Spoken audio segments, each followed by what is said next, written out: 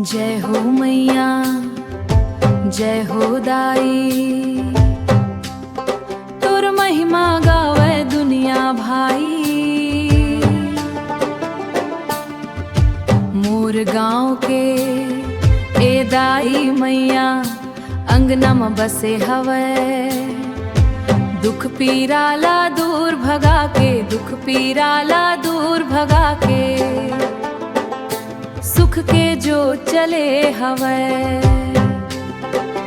भोर बिहान मानाओ तोर ले, दिया बाती जलात हो। तोर चरण मा माथा टेक के, सुख चैन सब पात हो। जय जय दाई मैया मोर अर्जी सुन लेना, सुना जिंदगी माँ खुशहाली ऐसन बरखा कर देना। जय जय दाई मैया जय जय दाई मैया, माया अपन बरसा दे।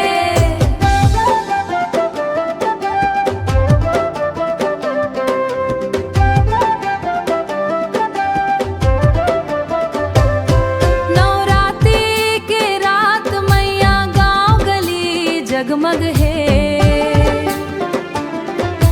ढोल मंजीरा बाजत रही थे, भक्ति के रंग चढ़े।